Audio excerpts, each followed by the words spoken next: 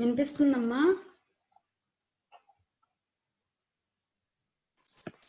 Yes ma'am. అమ్మా అందరూ video on చేయాలమ్మా.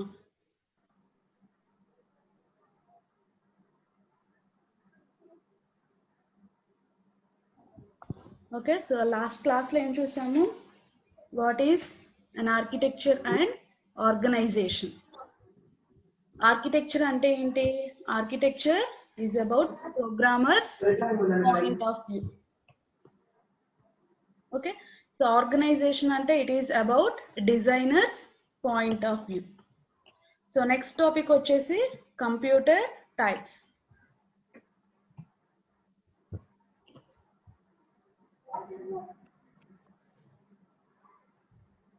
So a computer can be classified into various categories.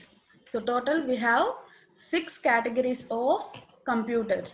Okay, first one is microcomputer, next laptop computer, workstation computers, superframe computers, mainframe computers, and handheld computers.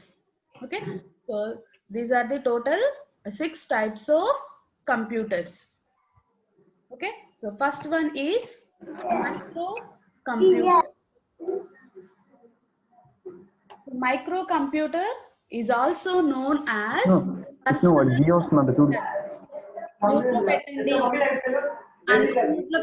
audio.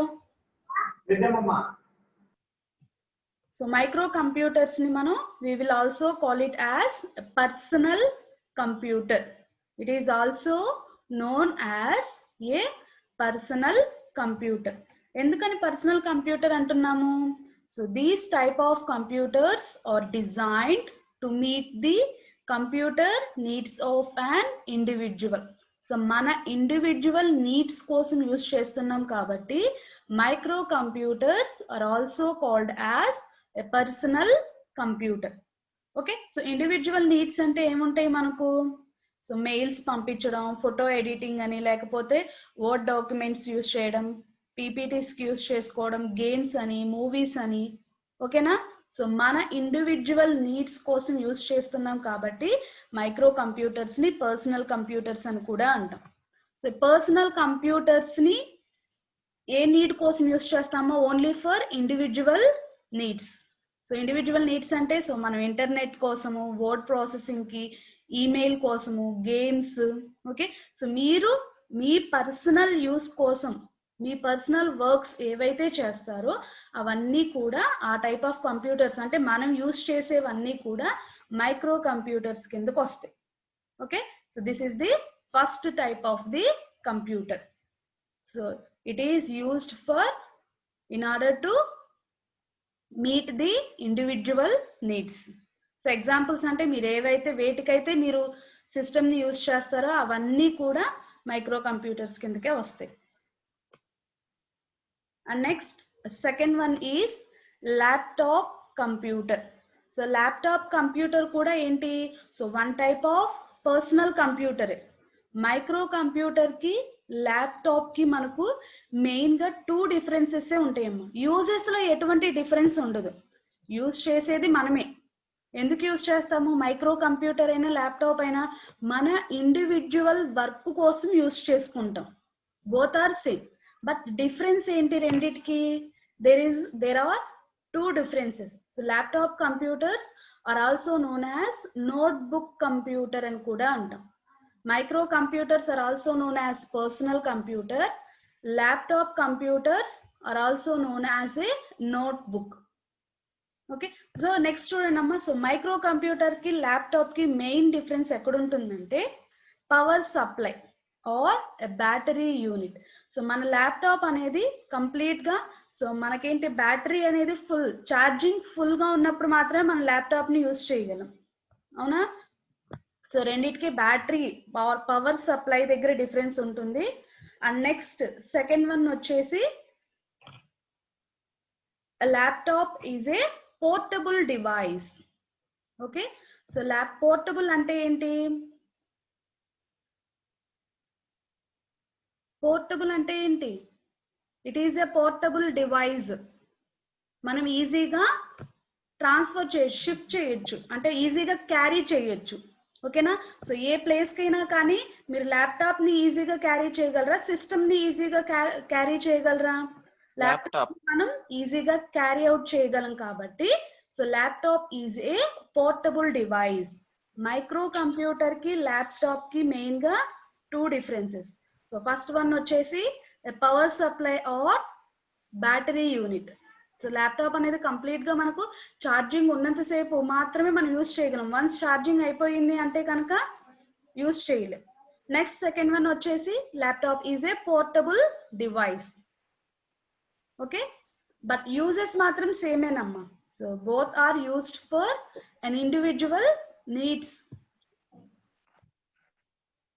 Okay, so next third type workstation computer.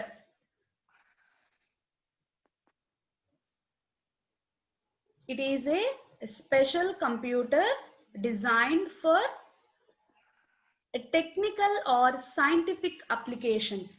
మనం micro computer నైనా laptop నైనా ఎందుకు use చేస్తాము? For our individual needs. Okay, so person తన యొక్క individual work కోసం use చేసుకుంటారు. Okay, so work station computers ని మనం ఎక్కడ యూజ్ చేస్తాము? మెయిన్ గా they are specially designed for technical and scientific applications, scientific research applications. Okay, so ఈ 2 ప్లేసెస్ లో we will use the work station computers.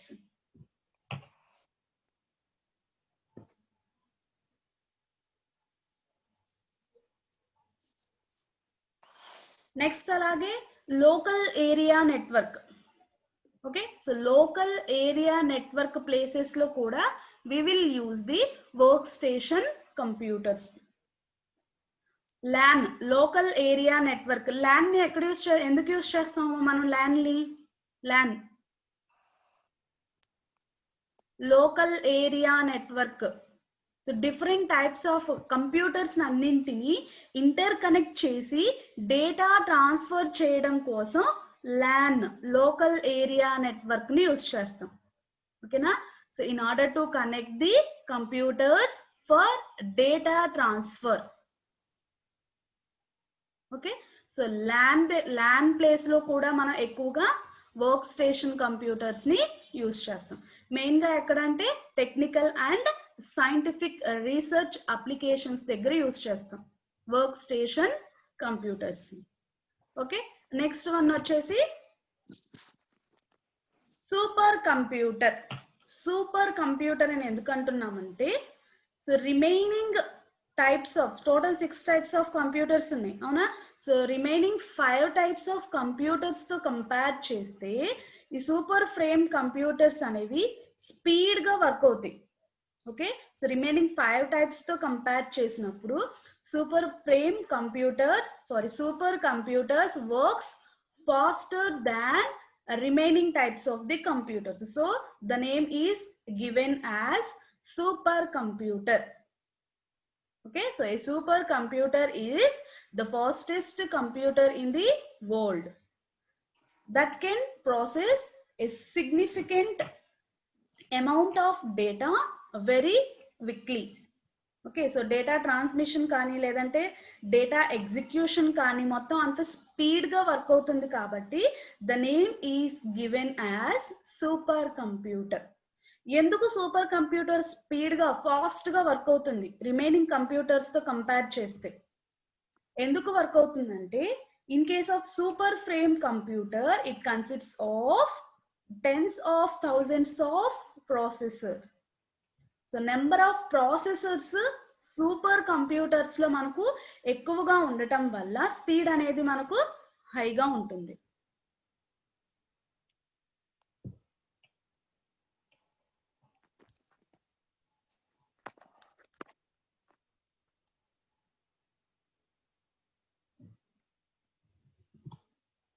ఓకేనమ్మా, సో మనకి సూపర్ ఫ్రేమ్ కంప్యూటర్స్ లో ప్రాసెసర్స్ అనేవి మనకు ఎక్కువగా ఉంటాయి. సో నెంబర్ ఆఫ్ ప్రాసెసర్స్ ఎక్కువగా ఉన్నాయి అనుకోండి, ప్రాసెసర్స్ అన్ని ఏంటి మనకు ప్యారలల్ గా వర్క్ అవుతాయి.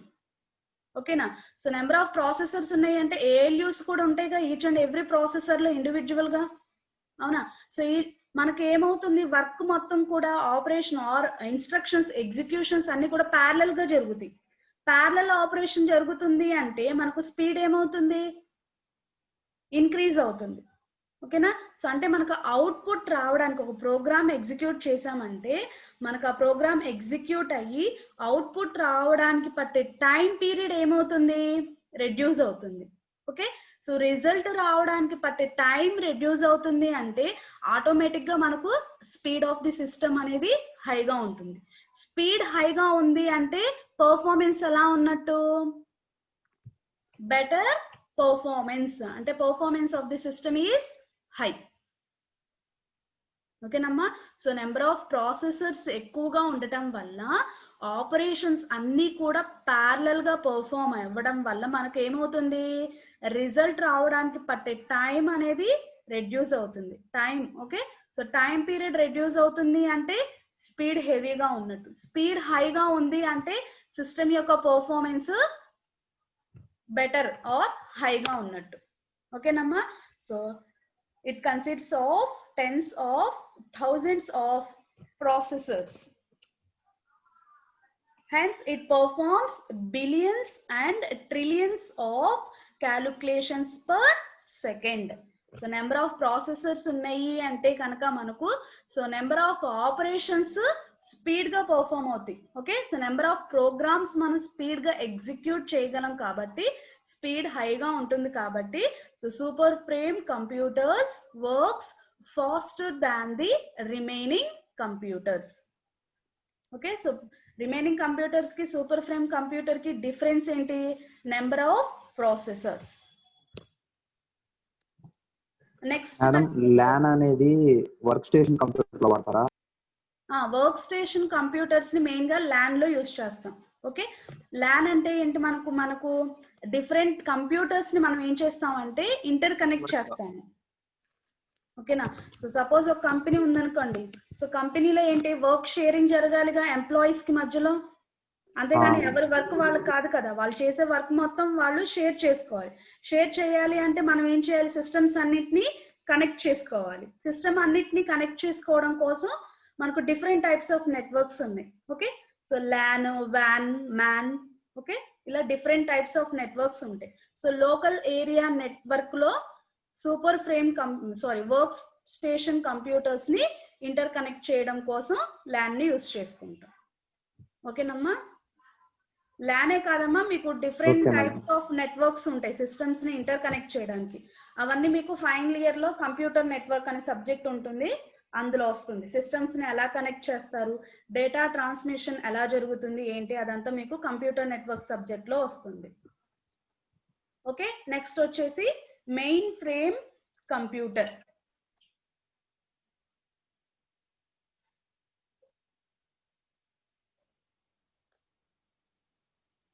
సో మెయిన్ ఫ్రేమ్ కంప్యూటర్స్ ని మనం మెయిన్ గా ఎక్కడ యూజ్ చేస్తామంటే ఆర్గనైజేషన్స్.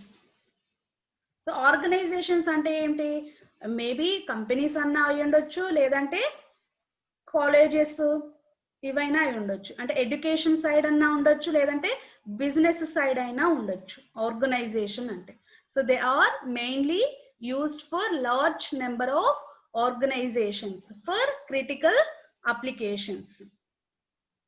ఓకే, సో మన main frame computers work station computers రెండు సేమేనమ్మా. సో మనం వర్క్ స్టేషన్ కంప్యూటర్స్ ని ఎక్కడ యూజ్ చేస్తాం, మెయిన్ గా technical and scientific research applications దగ్గర యూజ్ చేస్తాం. సేమ్ అలాగే మెయిన్ ఫ్రేమ్ కంప్యూటర్స్ కూడా మనం ఏంటి మెయిన్ గా business side or education side అంటే సేమ్ అవేగా వచ్చేది, టెక్నికల్ అండ్ సైంటిఫిక్ సైడే వస్తుంది. రెండు కూడా సేమ్ పర్పస్ కోసం యూజ్ చేసుకుంటాం, వర్క్ స్టేషన్ కానీ మెయిన్ ఫ్రేమ్ కంప్యూటర్ కానీ. బట్ రెండిటికి డిఫరెన్స్ ఏంటంటే మెయిన్ ఫ్రేమ్ కంప్యూటర్ కి ఏంటంటే స్టోరేజ్ కెపాసిటీ అనేది ఎక్కువగా ఉంటుంది compare to work station computer. Okay, so main difference work station కి మెయిన్ ఫ్రేమ్ కంప్యూటర్ కి మెయిన్ డిఫరెన్స్ ఏంటమ్మా, storage capacity is high for mainframe computers than compared to the workstation computers. అలాగే computing అంటే execution power కూడా మనకేంటి main frame computers కి హైగా ఉంటుంది compare to work station computer. Okay, so main frame work station computers రెండు same purpose same place లోనే use చేస్తాం. సో రెండు కూడా either education or business side use చేసుకుంటాం ఆర్గనైజేషన్స్ లో. బట్ రెండిటికి డిఫరెన్స్ ఏంటి? స్టోరేజ్ కెపాసిటీ, మెయిన్ గా స్టోరేజ్ కెపాసిటీ డిఫరెన్స్ గా ఉంటుంది. మెయిన్ ఫ్రేమ్ కంప్యూటర్ కి స్టోరేజ్ కెపాసిటీ ఎక్కువగా ఉంటుంది కాబట్టి they are capable of handle large volumes of request to access the data. So మనం డేటా స్టోరేజ్ అంటే డేటా రైట్ ఆపరేషన్ కానీ రీడ్ ఆపరేషన్ కానీ మెయిన్ ఫ్రేమ్ కంప్యూటర్స్ నుంచి ఎక్కువగా పర్ఫామ్ చేస్తాం. ఎందుకు? స్టోరేజ్ కెపాసిటీ ఎక్కువగా ఉంటుంది కాబట్టి it holds large volume of data compare to work station computer. Okay, so next type వచ్చేసి హ్యాండ్ హెల్డ్ కంప్యూటర్స్. మీరు ఈ కంప్యూటర్ టైప్స్ లో ఏంటండమ్మా, సో ఆ కంప్యూటర్ ఏంటి, ఇంటర్నల్ గా ఏముంటుంది అవన్నీ మీకు అవసరం లేదు. సో ఎక్కడ యూజ్ చేస్తాము, ఇన్ కేస్ యూసేజ్ కనుక సేమ్ గా ఉంటే, మనం యూజ్ చేసే ప్లేస్ కనుక సేమ్ గా ఉంది అంటే కనుక ఆ రెండిటికి డిఫరెన్స్ ఏంటి, ఇవి రెండు తెలిస్తే చాలు మీకు computer types. Next last type వచ్చేసి hand held computers. So these type of computers can be conveniently bestowed in a pocket and used while you are handling it. ఇక్కడ HEAN అమ్మ, while you are handling it. So ఈ hand held అని ఎందుకు అంటున్నామంటే, so ఈ type of computers ని ఏంటంటే, so users ఏంటంటే, so they can be conveniently stored in a pocket. So మనం ఈజీగా పాకెట్ లో పెట్టుకోవచ్చు, లేదంటే కనుక సో బై వాక్ చేస్తూ మనం హ్యాండ్ లో పెట్టుకొని మనం ఈజీగా ఆపరేట్ చేయొచ్చు. అందుకనే హ్యాండ్ హెల్డ్ కంప్యూటర్స్ అంటాం. ఓకేనమ్మా, సో ఇందులో వచ్చేసి మనకు మెయిన్ గా 2 types of hand held computers ఉంటాయి. సో ఒకటి వచ్చేసేమో హ్యాండ్ రైటింగ్, సెకండ్ వన్ వచ్చేసేమో కీబోర్డ్. సో ఆ టైప్ ఆఫ్ కంప్యూటర్స్ కి కీబోర్డ్ కనెక్ట్ అయి ఉంటే కనుక keyboard type hand held computers అవుతాయి. ఓకే, సో ఎయిదర్ కీబోర్డ్ అన్నా ఉంటుంది, లేదంటే హ్యాండ్ రైటింగ్ అంటే touch screen. Okay, either keyboard, second one వచ్చేసి టచ్ స్క్రీన్. హ్యాండ్ రైటింగ్ అంటే టచ్ స్క్రీన్ టైప్ అమ్మ. మ్యామ్ ఇది ఎక్కడ యూజ్ చేస్తారు మ్యామ్? మీరే చెప్పండి ఎక్కడ యూజ్ చేస్తారు? For individual needs, individual just like a phone అమ్మ. Hand held okay ma'am, okay ma'am. మీరు యూజ్ చేసే ల్యాప్టాప్ సిస్టమ్స్ కాదు, ఫోన్, సెల్ ఫోన్. ఓకే, ఓకేనా? ఇది కూడా మన ఇండివిజువల్ నీడ్స్, మన ఇండివిజువల్ వర్క్స్ కోసమే యూజ్ చేస్తాం. ఇందులో కూడా 2 types మన సెల్ ఫోన్స్ లో ఉన్నాయి కదా. సో ఎలా అయితే కీబోర్డ్ అంటే ఇది వరకు ఉన్నటువంటి ఫోన్స్, కీప్యాడ్స్. సెకండ్ టైప్ వచ్చేసి touch screen type. Hand held అంటే just like a cell phone example. ఓకేనమ్మా, సో ఇవి మీకు ఉన్నటువంటి టోటల్ 6 types ఆఫ్ కంప్యూటర్స్. ఎక్కడ యూజ్ చేస్తారు? ఇన్ కేస్ యూసేజ్ కనుక సేమ్ అయితే, సో ఎలా అయితే మీకు work station, main frame computers రెండు సేమ్, యూసేజ్ సేమ్ రెండిటివి. సో సైంటిఫిక్ రీసెర్చ్ అన్నా ఆర్గనైజేషన్స్ లో అన్నా same. So either business or education side use చేస్తారు. బట్ రెండిటికి డిఫరెన్స్ ఏంటి? స్టోరేజ్ కెపాసిటీ దగ్గర డిఫరెన్స్ ఉంటుంది. మెయిన్ ఫ్రేమ్ కంప్యూటర్ కి స్టోరేజ్ కెపాసిటీ అనేది హైగా ఉంటుంది compare to work station computer. Use చేస్తారు సేమ్ యూసేజ్ అయితే కనుక డిఫరెన్స్ ఏంటి? ఓకేనమ్మా, సో ఈ పాయింట్స్ తెలిస్తే చాలు. First unit each and every topic మీకు ఒక ఎస్ఏ క్వశ్చన్. 8 టాపిక్స్ కూడా 8 క్వశ్చన్స్. 4 sets లోనే మీకు 8 క్వశ్చన్స్ ఉంటాయి. మీ సీనియర్స్ కి, మీ సూపర్ సీనియర్స్ కి వచ్చినాయి 8 క్వశ్చన్స్ అన్ని వస్తాయి. ఓకేనా, ఇది వచ్చేసి ఫస్ట్ టాపిక్ అయిపోయింది. సో 8 టాపిక్స్ లో ఫస్ట్ టాపిక్ కంప్యూటర్ టైప్స్. ఎవరికైనా డౌట్స్ ఉన్నాయమ్మా 6 types లో? రన్నింగ్ నోట్స్ నోట్ చేసుకోండి. మీకు రేపు కాలేజ్ ఓపెన్ అయినా కానీ ఇవన్నీ కూడా ఏంటంటే మీకు రిపీట్ చేయం. మళ్ళీ డౌట్స్ ఉంటే ఇప్పుడే అడగండి. ప్యారలల్ గా రన్నింగ్ నోట్స్ కూడా నోట్ చేసుకోండి.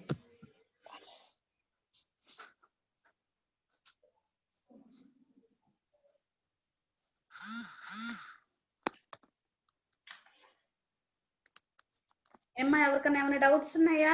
Types of computers.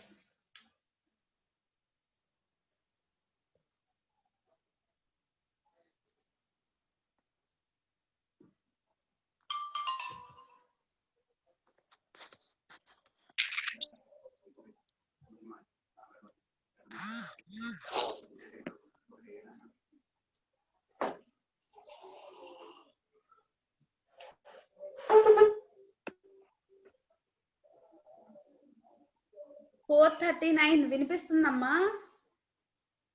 4:39 ఇందాక మెసేజ్ చేశారు 9:10 కి వినిపించట్లేదు అని. వినిపిస్తుందా? మేబీ మీ ప్లేస్ లో నెట్వర్క్ ప్రాబ్లం ఉండొచ్చు. ఓకేనమ్మా, నెక్స్ట్ టాపిక్ స్టార్ట్ చేయనా? Okay ma'am.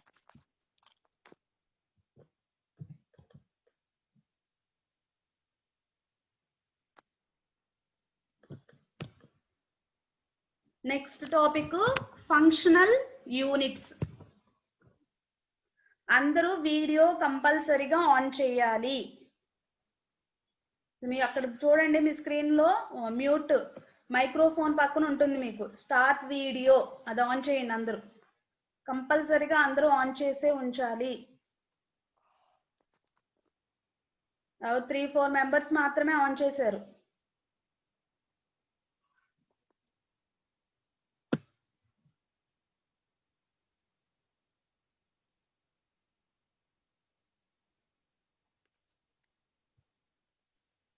మ్యామ్ హెడ్డింగ్ ఏంటి మ్యామ్? ఫంక్షనల్ యూనిటా? Functional units.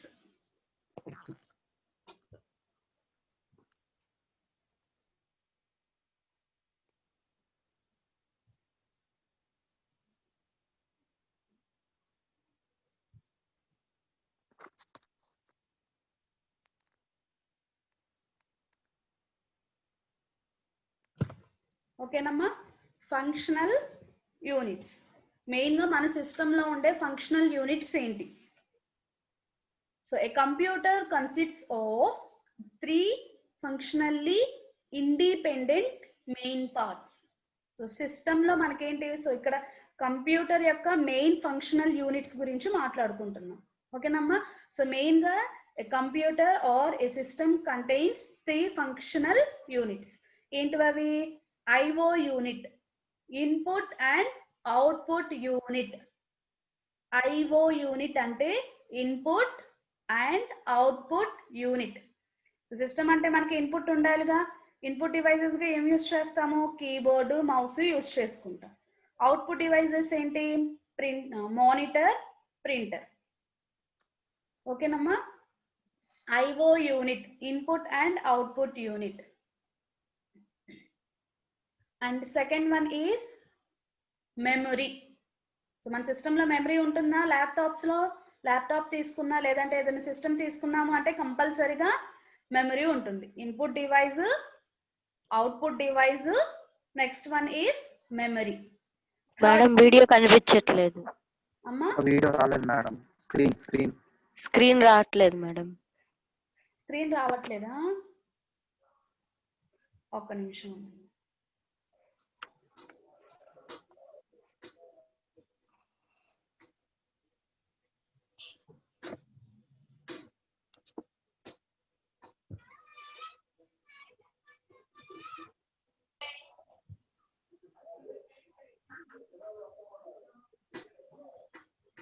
ఇప్పుడు వస్తుందమ్మా?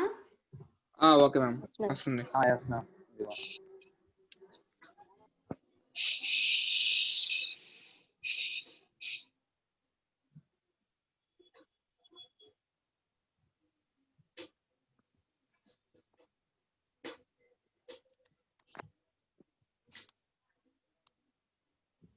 ఓకేనా? ఓకే మ్యామ్ వస్తుంది.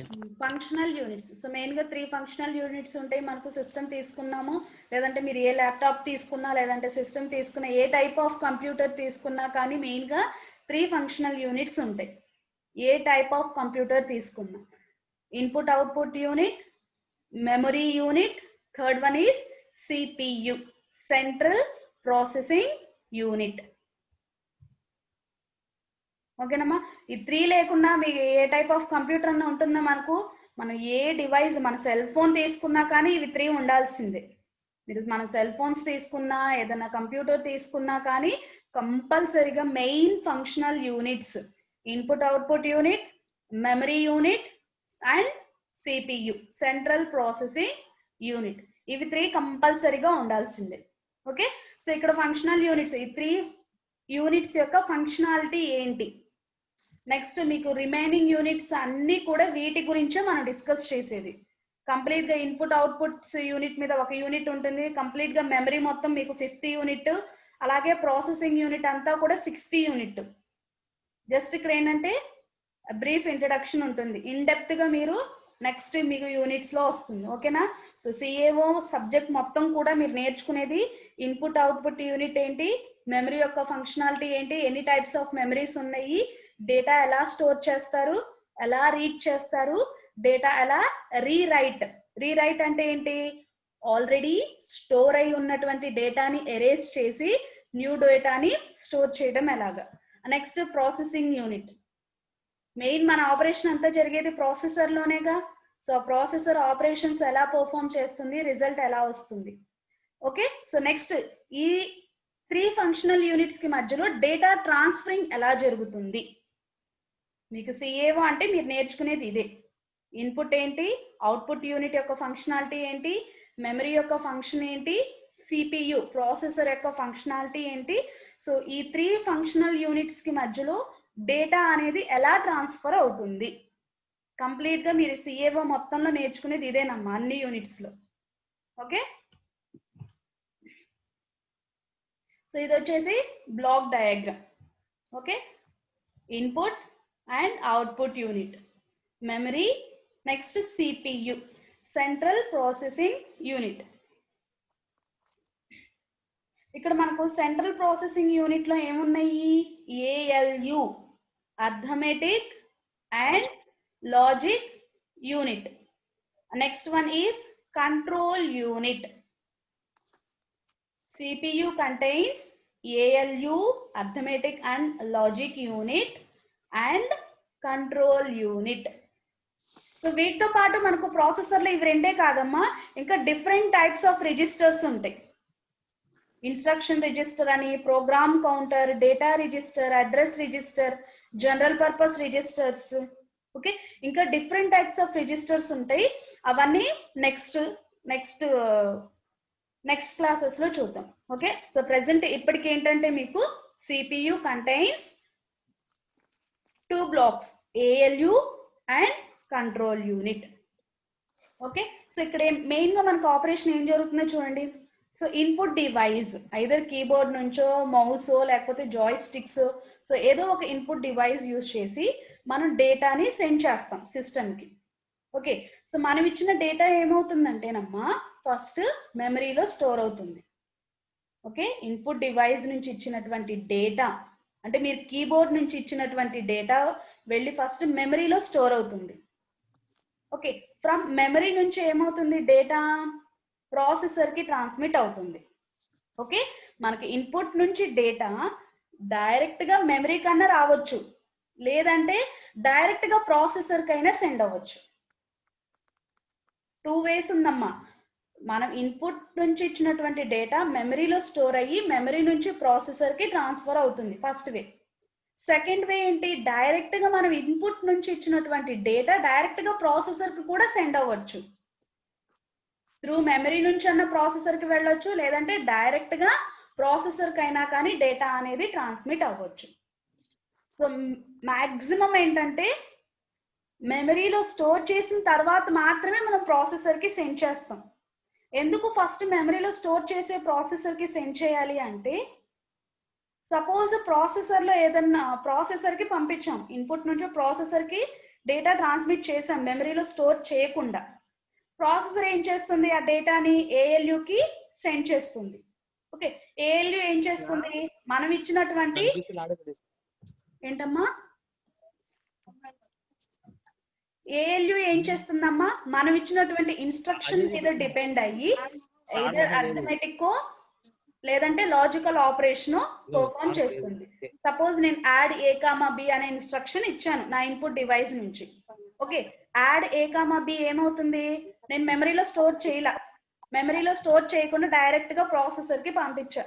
ప్రాసెసర్ ఏం చేస్తుంది, యాడ్ ఏ కామా బి అనే ఇన్ఫర్మేషన్ ఏఎల్యుకి ఇస్తుంది. ఏఎల్యు ఏం చేస్తుంది, ఏలో ఉన్న డేటా తీసుకోవాలి, బిలో ఉన్న డేటా తీసుకొని ఎడిషన్ ఆపరేషన్ పర్ఫామ్ చేయాలి. ఓకేనా, ఏఎల్యు ఏ ఆపరెంట్ బి ఆపరెంట్ తీసుకునే లోపు మేబీ ఏదైనా డేటా ఏమైనా చేంజ్ అయిపోయింది అనుకోండి, లేదంటే డేటా ఏమైనా లాస్ అయ్యింది అనుకోండి, మేబీ సమ్హౌ. ఓకేనా, సో ఏదైనా డేటా లాస్ అయ్యింది అనుకోండి, ప్రాసెసర్ కి మళ్ళీ డేటా ఏమైనా ఎక్కడి నుంచి వస్తుందా, ప్రాసెసర్ కి లేదు. ఆపరేషన్ ఏమవుతుంది, ఇన్ బిట్వీనే స్టాప్ అయిపోతుంది. సో డేటా లాస్ అయినప్పుడు రికవరీ చేసుకోవడానికి మనం మెమరీలో ఏమైనా స్టోర్ చేసామో, ప్రీవియస్ గా చేయలేదు, మెమరీలో స్టోర్ చేయకుండా డైరెక్ట్ గా ప్రాసెసర్ కి సెండ్ చేసినప్పుడు ఏమవుతుంది, ఇన్ బిట్వీన్ డేటా ఏమన్నా లాస్ అయ్యింది అంటే కనుక ఎగ్జిక్యూషన్ ఇన్ బిట్వీన్ స్టాప్ అయిపోతుంది. లేదంటే కనుక ఉన్న వాటితో ఆపరేషన్ పర్ఫామ్ అయ్యి మనకు వచ్చే రిజల్ట్ రాంగ్ రిజల్ట్ వస్తుంది, రాంగ్ అవుట్పుట్ వస్తుంది. ఓకే, సో ఈ డేటా లాస్ అయినప్పుడు మనకు ఎగ్జిక్యూషన్ స్టాప్ అవ్వకుండా, అలాగే అవుట్పుట్ అనేది రాంగ్ అవుట్పుట్ రాకుండా ఉండటం కోసం మనం ఏం చేస్తామంటే, ఫస్ట్ ఏ డేటానన్నా కానివ్వండి, మనం ఇన్పుట్ డివైస్ నుంచి డేటా ఇచ్చాము అంటే కనుక ఫస్ట్ దాన్ని మెమరీలో స్టోర్ చేసుకుంటాం. మెమరీలో స్టోర్ చేసుకున్న తర్వాత మాత్రమే మెమరీ నుంచి ప్రాసెసర్ కి సెండ్ చేస్తాం. ఓకే, సో ఈ టైంలో ఏంటి, మనకి ఇన్ కేస్ ఏమైనా డేటా లాస్ అయింది అనుకోండి, ప్రాసెసర్ ఏం చేయొచ్చు, మెమరీ నుంచి మళ్ళీ సేమ్ డేటాని తీసుకొని ఆపరేషన్ ని మళ్ళీ స్టార్ట్ చేస్తుంది. ఓకేనమ్మా, సో అదే మనం మెమరీలో స్టోర్ చేయలేదు అనుకోండి, ప్రాసెస్ ఇన్ బిట్వీన్ స్టాప్ అయింది అనుకోండి, మనం ఏం చేయాలి, మళ్ళీ అగైన్ మళ్ళీ ఇన్పుట్ డివైస్ నుంచి డేటా మొత్తాన్ని ప్రాసెసర్ కి సెండ్ చేసుకోవాలి. It takes more time. Okay, so ఎక్కువ టైం తీసుకుంటుంది అంటే మనకు రిజల్ట్ రావడానికి పట్టే టైం పీరియడ్ ఏమవుతుంది, ఎక్కువగా ఉంటుంది. టైం ఇంక్రీజ్ అవుతుంది అంటే speed of the system becomes లో, స్పీడ్ రెడ్యూస్ అవుతుంది. స్పీడ్ రెడ్యూస్ అవుతుందంటే ఆ సిస్టమ్ పర్ఫార్మెన్స్ బెటర్ గా ఉన్నట్ట, మనకు బెటర్ గా ఉండదు. ఓకే, సిస్టమ్ పర్ఫార్మెన్స్ కూడా రెడ్యూస్ అవుతుంది. ఓకే, సో దీన్ని అవాయిడ్ చేయడం కోసం ఏం చేస్తామంటే, మనం ఇన్పుట్ డివైస్ నుంచి ఏ డేటా ఇచ్చినా కానీ ఫస్ట్ మెమరీలో స్టోర్ చేయాలి. మెమరీలో స్టోర్ చేసిన తర్వాత డేటాని ప్రాసెసర్ కి సెండ్ చేస్తాము. ప్రాసెసర్ ఏం చేస్తుంది, డేటాని అంటే ఇన్స్ట్రక్షన్స్ అమ్మ, ఇక్కడ డేటా అంటే మనం ప్రోగ్రామే కదా ఎగ్జిక్యూట్ చేసేది. ఓకే, సో ఆ ప్రాసెసర్ ఏం చేస్తుంది, ఆ ఇన్స్ట్రక్షన్స్ అన్నిటిని ఏఎల్యుకి సెండ్ చేస్తే ఏఎల్యు ఏం చేస్తుంది, ఇన్స్ట్రక్షన్ మీరు యాడ్ ఇస్తే ఎడిషన్ చేస్తుంది, అండ్ ఆపరేషన్ ఇస్తే అండ్ ఆపరేషన్ చేస్తుంది. ఓకే, సో మీరు అర్థమెటిక్ ఇస్తే అర్థమెటిక్ ఆపరేషన్, లేదు లాజికల్ ఆపరేషన్ చేస్తే లాజికల్ ఆపరేషన్ పర్ఫామ్ చేస్తుంది. ఓకే, సో వన్స్ ఆపరేషన్ మొత్తం పర్ఫామ్ అయిన తర్వాత మనకి ఏమవుతుంది, రిజల్ట్ వస్తుంది. ఓకే, సో రిజల్ట్ ని ప్రాసెసర్ ఏం చేస్తుందంటే ఫస్ట్ మెమరీలో స్టోర్ చేస్తుంది. ఓకే, సో ప్రాసెసర్ నుంచి వచ్చినటువంటి రిజల్ట్ ఫస్ట్ మెమరీలో స్టోర్ చేస్తాం.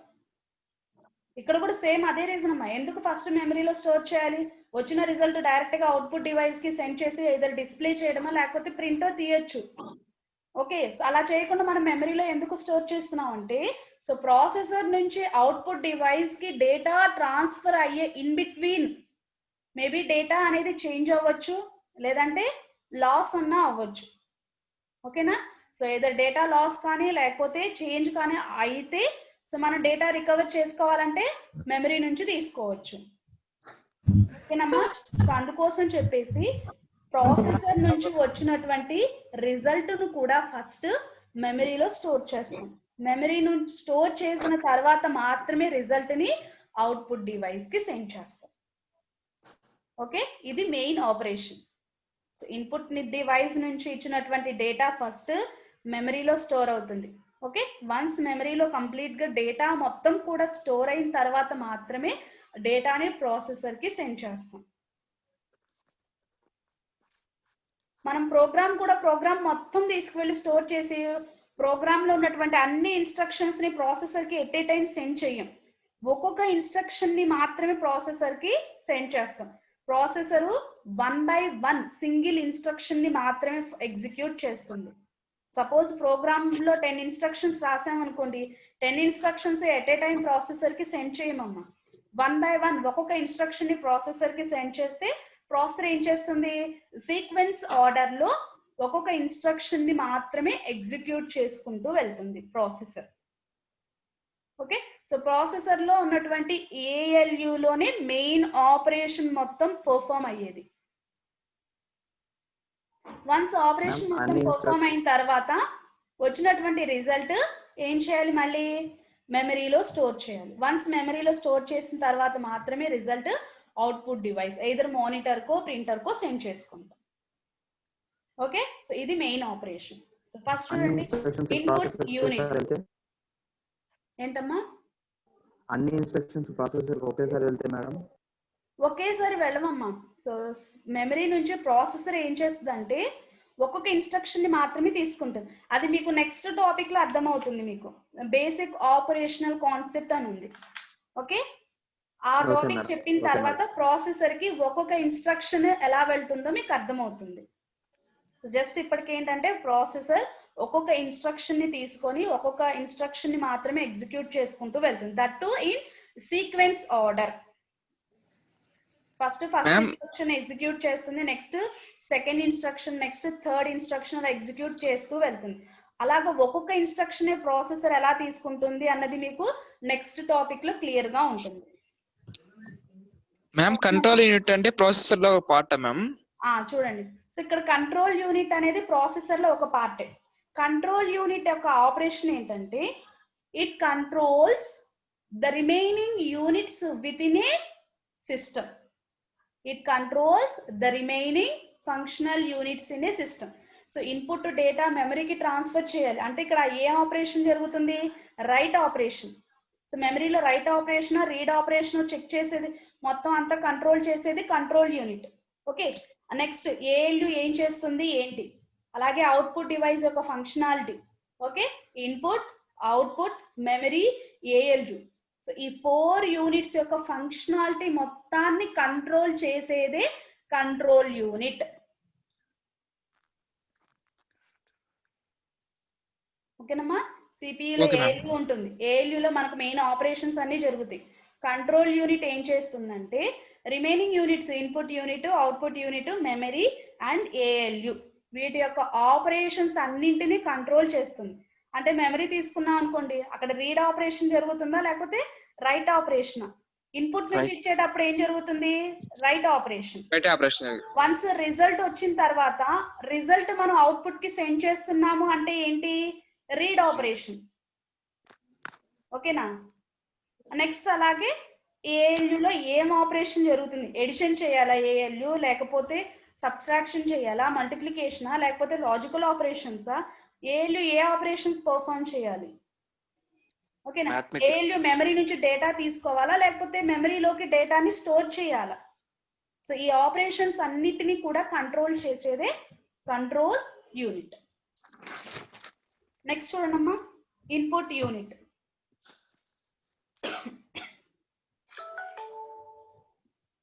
సో ఇన్పుట్ యూనిట్ ఏం చేస్తుంది, it accepts the encoded information through the input devices.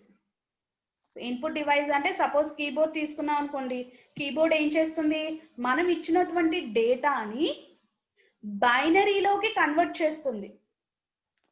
System కి మనం ఇచ్చే మన లాంగ్వేజ్ అర్థమవుతుందమ్మా, సిస్టమ్ కి యాడ్ A, B అన్నమా, యాడ్ A, B అనేది సిస్టమ్ కి అర్థమవుతుందా, అర్థం అవ్వదు. సో మనం ఇచ్చినటువంటి each and every letter or each and every instruction బైనరీలోకి కన్వర్ట్ చేస్తుంది. ఓకే, సో బైనరీలోకి కన్వర్ట్ చేసిన డేటా వెళ్ళి మెమరీలోకి స్టోర్ అవుతుంది. డైరెక్ట్ గా మీరు ఇచ్చిన యాడ్ A, B ఆ ఇన్స్ట్రక్షన్ వెళ్ళి స్టోర్ అవ్వదమ్మా మెమరీలోకి. ఆ డేటా ఏమి కూడా మన సిస్టమ్ కి అర్థం అవ్వదు. Okay, system accepts only binary data. So మనం ఇచ్చినటువంటి ఇన్స్ట్రక్షన్స్ ని ఇన్పుట్ డివైస్ యాక్సెప్ట్ చేసి వాటి మొత్తాన్ని బైనరీలోకి కన్వర్ట్ చేస్తుంది. ఓకే, బైనరీలోకి కన్వర్ట్ చేసిన తర్వాత మాత్రమే దాన్ని తీసుకువెళ్ళి మెమరీలోకి స్టోర్ చేస్తుంది. బైనరీ అంటే నెంబరింగ్ లోనా మ్యామ్? అమ్మా, బైనరీ అంటే నెంబరింగ్ లో కన్వర్ట్ చేసిందా? Zeros and once, binary data once and zeros లోకి కన్వర్ట్ చేసుకుంటుంది. ఓకే, బైనరీ కోడెడ్ ఇన్ఫర్మేషన్ ని మెమరీలోకి వెళ్ళి స్టోర్ అవుతుంది. నెక్స్ట్ ఇన్పుట్ డివైస్ యొక్క వర్కింగ్. మనకున్నటువంటి ఇన్పుట్ డివైసెస్ ఏమేమి ఉంటాయి? Keyboard, joystick, track balls, next అలాగే మౌస్. ఇవి వచ్చి ఇన్పుట్ డివైస్ కి ఎగ్జాంపుల్స్. ఓకేనమ్మా. నెక్స్ట్ కోడెడ్ ఇన్ఫర్మేషన్ మనకి ఎక్కడికి వెళ్ళి స్టోర్ అవుతుంది? బైనరీ కోడెడ్ ఇన్ఫర్మేషన్ మెమరీలోకి వెళ్ళి స్టోర్ అవుతుంది. ఓకేనా. సో మెమరీలోకి వచ్చేటప్పటికి మెమరీ యొక్క ఫంక్షన్ ఏంటి మనకు? Stores the data. మనం ఏ డేటా ఇచ్చినా కానీ జస్ట్ స్టోర్ చేసుకుంటుంది. ఓకేనా. నెక్స్ట్ అలాగే స్టోర్ అయి ఉన్న డేటా, దాని యొక్క మెయిన్ ఫంక్షనాలిటీ స్టోరింగ్. మనం మెమరీలోకి ఎయిదర్ డేటాని స్టోర్ చేయడం అంటే రైట్ ఆపరేషన్. మెమరీలోకి డేటా స్టోర్ చేస్తున్నాము అంటే కనుక దాన్ని రైట్ ఆపరేషన్ అంటాం. సో మెమరీలో మనం ఎయిదర్ రైట్ అన్నా చేయొచ్చు, లేదంటే రీడ్ అన్నా చేయొచ్చు. అంటే స్టోర్ అయి ఉన్నటువంటి డేటాని రీడ్ చేసుకోవడం. ఓకే, సో మెమరీ అంటే ఏంటంటే memory contains large number of semiconductor storage cells. Memory contains large number of semiconductor storage cells. Each cell is capable of storing 1 bit of information. Memory antene semiconductor cells, storage semiconductor cells. Okay, each cell is capable of store 1 bit of information. So each and every cell lo manamu 1 bit information ni maatrame store cheyagalamu. Either it may be 0 or 1. Okay, each cell is capable of storing 1 bit of information. So suppose 8 cells ఉన్నాయి అనుకోండి, only 8 bit information ని మాత్రమే మనం store చేయగలం, because each cell has a capable of storing 1 bit of information. Okay, these cells rarely read or written as individual cells. Individual cells నుంచి మాత్రమే మనం either right or read operation ని perform చేయగలం. Okay, so అలాగా individual గా చేయడం కన్నా, so ఒక్కొక్క సెల్ లో ఒక్కొక్క బిట్ ని స్టోర్ చేసి మనం రీడ్ చేయాలన్నా individual cells, right operation perform చేయాలన్నా కానీ ఇండివిజువల్ ఒక్కొక్క సెల్ నుంచి మాత్రమే చేయాలి. దీనివల్ల ఏమవుతుందమ్మా, మనకు టైం అనేది లాస్ అవుతుంది. ఓకేనా. సో అందుకని చెప్పేసి ఏం చేస్తామంటే, సో గ్రూప్ ఆఫ్ బిట్స్ ని స్టోర్ చేసుకునేటట్టుగా ఒక ఫిక్స్డ్ సైజ్ కి కన్వర్ట్ చేసాం. ఓకే, సో ఆ గ్రూప్ ఆఫ్ బిట్స్ నే మనం ఇక్కడ ఆ ఫిక్స్డ్ సైజ్ ని బోర్డ్ అంటాం. Okay, so instead of performing read and write operations for individual cells, here we are processing a group of fixed size. ఓకేనా. అంటే మనం ఏం చేస్తాం, స్క్రీన్ సరిగ్గా లేదు, కనిపించట్లేదమ్మా, జిగ్జాగ్ గా ఉంది మేడం. లేదు మేడం, కనపడుతుంది. అందరికి అంతే ఉందా? లేదు మ్యామ్, కనబడుతుంది. నెట్వర్క్ ప్రాబ్లం ఉంటుందమ్మా నీకు. ఓకేనమ్మా. సో ఇండివిజువల్ సెల్ లో ఒక్కొక్క బిట్ ని రీడ్ చేయడం, ఒక్కొక్క బిట్ ని ఇండివిజువల్ సెల్స్ నుంచి రైట్ చేయడం అనేది it takes more time. So అందుకని చెప్పేసి ఇక్కడ ఏం చేస్తున్నాం అంటే, సో సెల్ యొక్క సైజ్ ని ఏం చేస్తున్నాం అంటే ఫిక్స్ చేస్తున్నాం. సో సపోజ్ ఒక సెల్ తీసుకున్నాను, నేను 8 బిట్స్ కి ఫిక్స్ చేశాను అనుకోండి, అంటే ఆ సెల్ లో మనము 8 బిట్స్ వరకు డేటా స్టోర్ చేయొచ్చు. అవి జీరోస్ అన్నా అవనివ్వండి, వన్స్ అన్నా అవనివ్వండి, లేదంటే combination of zeros and once. Okay, 8 కి ఫిక్స్ చేశాను అంటే ఆ సెల్ లో నేను 8 బిట్స్ ఆఫ్ డేటాని స్టోర్ చేయగలను. ఓకేనా, ఆ ఫిక్స్డ్ సైజ్ నే ఇక్కడ మనం వర్డ్ అంటాం. వర్డ్ అంటే ఏమీ లేదమ్మా, group of bits or number of bits. Okay, so cell ని ఏం చేసాం, యాక్చువల్ గా అయితే సెల్ లో మనం ఒక్కొక్క బిట్ ని మాత్రమే స్టోర్ చేయగలం. దానివల్ల మనకి ఏమవుతుంది, read and write operations perform చేయడానికి ఇట్ టేక్స్ మోర్ టైం. ఓకేనా, సో దాన్ని అవాయిడ్ చేయడం కోసం మనం ఏం చేస్తున్నాము, సెల్ యొక్క సైజ్ ని ఫిక్స్డ్ గా ఇంత సైజ్ కిందకి కన్వర్ట్ చేసుకున్నాం. అప్పుడు ఏం చేయొచ్చు మనం, ఈచ్ అండ్ ఎవ్రీ సెల్ లో group of bits, suppose cell యొక్క సైజ్ నేను 8 కి ఫిక్స్ చేశాను అంటే కనుక 8 బిట్స్ ని ఒక సెల్ లో స్టోర్ చేయొచ్చు. అంటే అప్పుడు రీడ్ అండ్ రైట్ ఆపరేషన్స్ ఏమవుతుంది, మనకు టైమింగ్ అనేది రెడ్యూస్ అవుతుంది.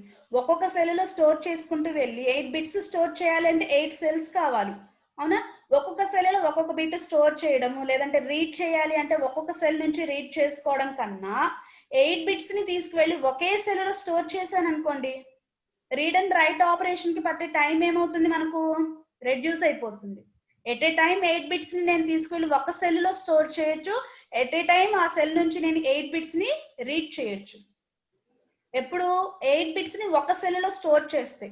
అలా కాకుండా ఒక్కొక్క సెల్ లో ఒక్కొక్క బిట్ స్టోర్ చేశాను అనుకోండి, 1 by 1 రీడ్ చేసుకుంటూ వెళ్ళాలి, లేదంటే 1 by 1 రైట్ చేసుకుంటూ వెళ్ళాలి. ఓకే, సో టైమింగ్ ని రెడ్యూస్ చేయడం కోసం మనం ఏం చేస్తున్నాం, సెల్ యొక్క సైజ్ ని ఫిక్స్ చేస్తున్నాం. ఆ ఫిక్స్డ్ సైజ్ నే here we will call it as word. Word is nothing but a group of bits. అవి 8 అన్నా అవ్వచ్చు, 16 అవ్వచ్చు, 32 అన్నా అవ్వచ్చు.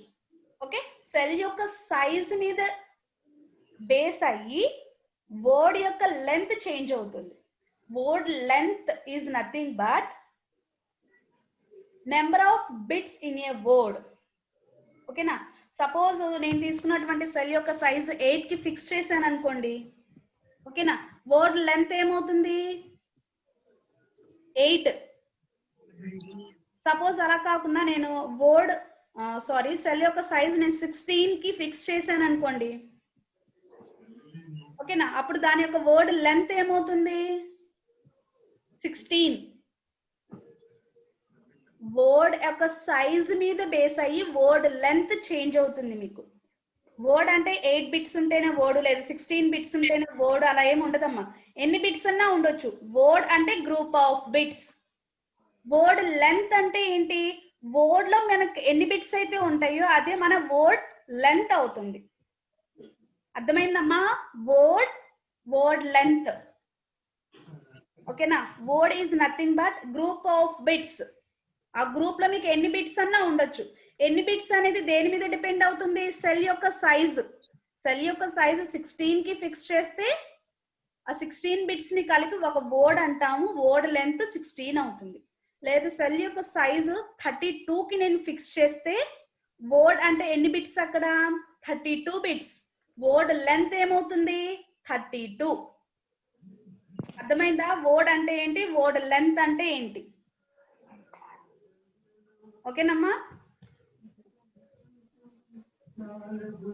Next there are 2 classes of storage.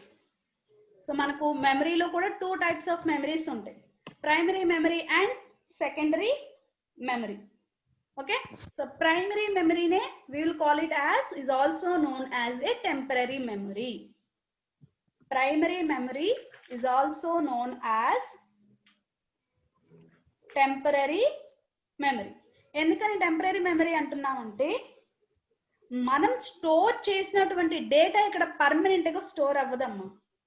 ఓకేనా, సో ప్రైమరీ మెమరీలో మనం ఏదైనా డేటా స్టోర్ చేసామంటే సమ్ పర్టికులర్ టైం వరకు మాత్రమే స్టోర్ అవుతుంది. లేదంటే వన్స్ మనం పవర్ ఆఫ్ చేసాము అంటే కనుక ఆ మెమరీలో మనం స్టోర్ చేసినటువంటి డేటా మొత్తం ఎరేజ్ అవుతుంది. వన్స్ సిస్టమ్ ని షట్ డౌన్ చేశారు అంటే కనుక ప్రైమరీ మెమరీలో ఉన్నటువంటి డేటా మొత్తము ఎరేజ్ అవుతుంది. అంటే అక్కడ డేటా మీకు పర్మనెంట్ గా ఏమైనా స్టోర్ అయి ఉంటుందా, స్టోర్ అయి ఉండదు.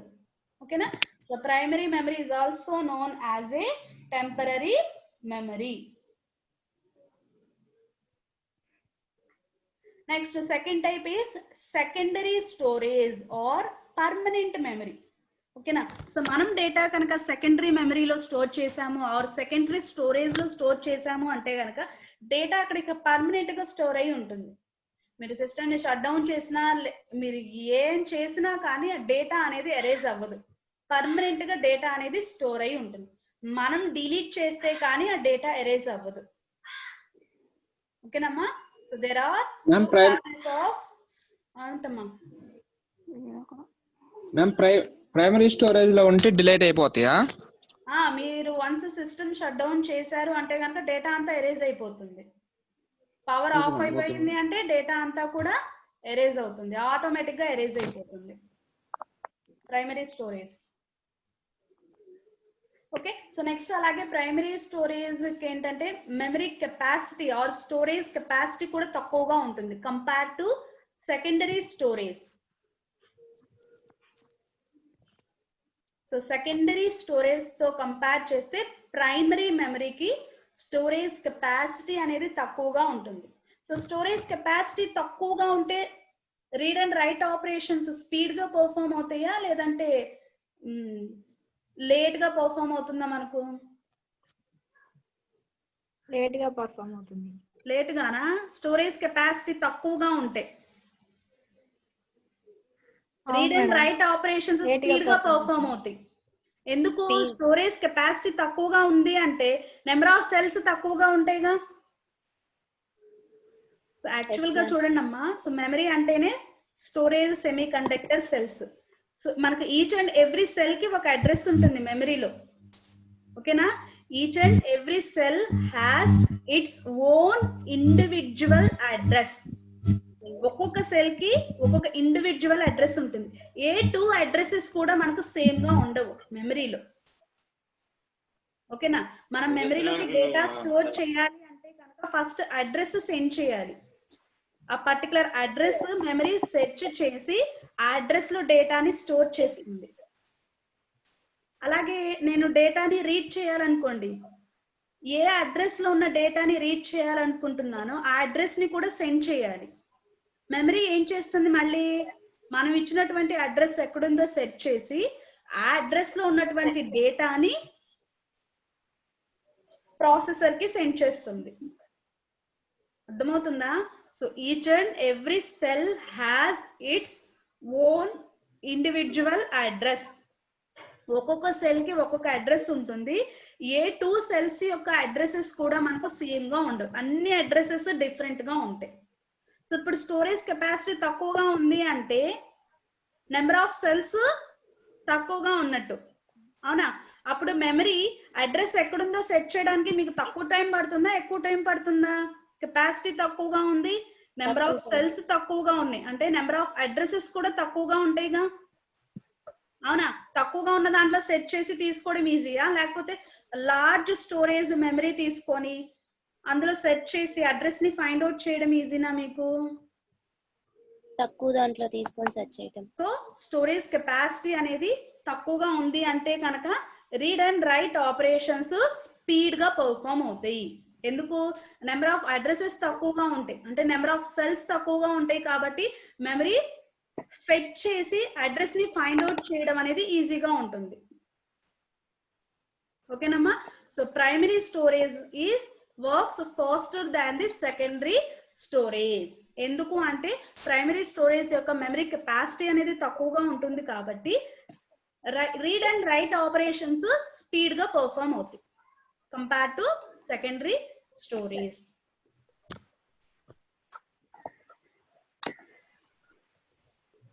సెకండరీ స్టోరేజ్ కి ఎగ్జాంపుల్స్ ఏమైనా తెలుసా? తెలుసు మీకు. Hard disk. హార్డ్ డిస్క్ లో డేటా స్టోర్ చేశారనుకోండి, అది ఏమైనా ఆటోమేటిక్ గా ఏమైనా ఎరేజ్ అవుతుందా? డేటా పవర్ ఆఫ్ అయినా లేదంటే సిస్టమ్ షట్ డౌన్ అయినా డేటా మొత్తం ఏమైనా ఎరేజ్ అవుతుందా మీకు హార్డ్ డిస్క్ లో నుంచి? ఎరేజ్ అవ్వదు. సో ఆ హార్డ్ డిస్క్ అనేది మీకు పర్మనెంట్ మెమరీ అంటే సెకండరీ స్టోరేజ్ కిందకు వస్తుంది. సేమ్ అలానే సిడి, డివిడి వీటిలో కూడా డేటా ఎరేజ్ అవుతుందా మనకు ఆటోమేటిక్ గా దానంతటా అది సిడీల్లో కానీ డివిడీల్లో కానీ డేటా ఏమైనా ఎరేజ్ అవుతుందా ఎరేజ్ అవ్వదు ఓకే సో హార్డ్ డిస్క్ సిడీలు డివిడీలు ఇవన్నీ కూడా మనకు సెకండరీ స్టోరేజ్ కిందకు వస్తాయి ప్రైమరీ స్టోరేజ్ అంటే ర్యాండమ్ యాక్సెస్ మెమరీ ర్యామ్ లో మనకు డేటా ఏమన్నా పర్మనెంట్ గా ఏమన్నా స్టోర్ అవుతుందా స్టోర్ అవ్వదమ్మా సో మనకు డేటా ఏమవుతుందంటే ఏదో పవర్ ఆఫ్ అయినా లేదంటే సిస్టమ్ అనేది షట్ డౌన్ అయ్యింది అంటే కనుక మనకు డేటా అనేది ఎరేజ్ అవుతుంది అర్థమైందమ్మా primary storage secondary storage primary storage లో డేటా టెంపరీగా ఉంటుంది నెక్స్ట్ స్టోరేజ్ కెపాసిటీ తక్కువగా ఉంటుంది స్టోరేజ్ కెపాసిటీ తక్కువగా ఉంటుంది కాబట్టి read and write operations speed గా పర్ఫామ్ అవుతాయి read and write operations speed గా పర్ఫామ్ అవుతున్నాయి అంటే కనుక primary storage works faster than the secondary storage. Why? Because secondary storage has large capacity of the memory, large storage capacity. Okay na?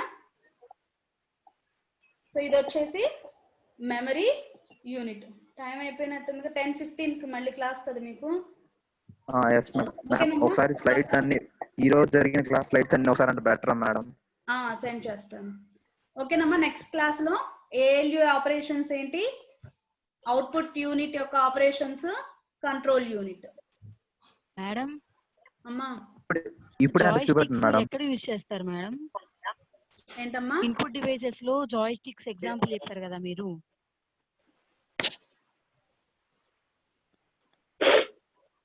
Joy sticks కూడా input devices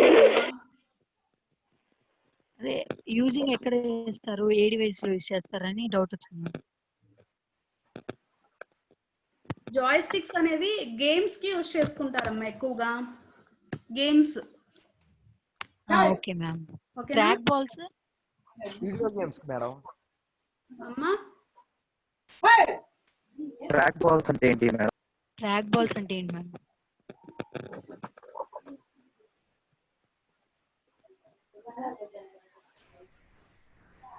ఎన్నా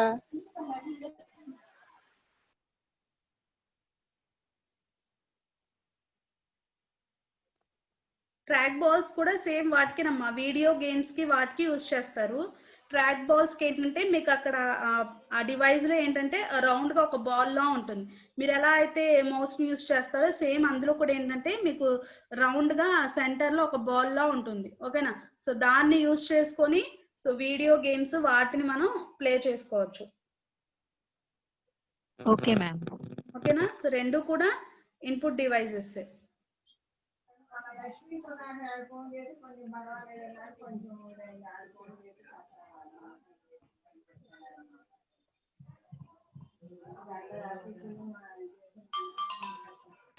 so input device input unit చూసాము next memory unit చూసాము so next ఇంకేం మిగిలినాయి processor output unit processor output unit next class లో చెప్తాను ఓకేనమ్మా ఇక్కడ వరకు ఎవరికైనా ఏమైనా డౌట్ ఉందా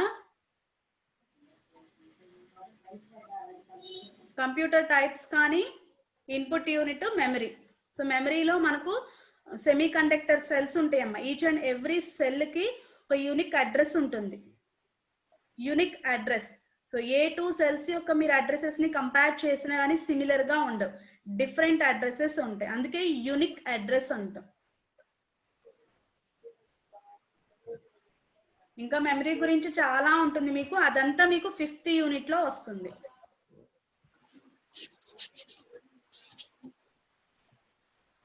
ఓకేనా ఎండ్ చేస్తున్నాను ఇంకా ఎవరికైనా ఏమైనా డౌట్స్ ఉంటే అడగండి ఇప్పుడే రేపు వచ్చేసి రిమైనింగ్ ప్రాసెసర్ అను అవుట్పుట్ యూనిట్ చూసి నెక్స్ట్ టాపిక్ స్టార్ట్ చేస్తాను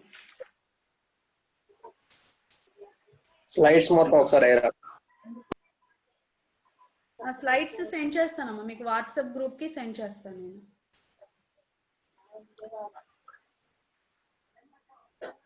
ఓకేనా అందరికి ఓకే మ్యామ్ ఓకే మ్యామ్ లేదు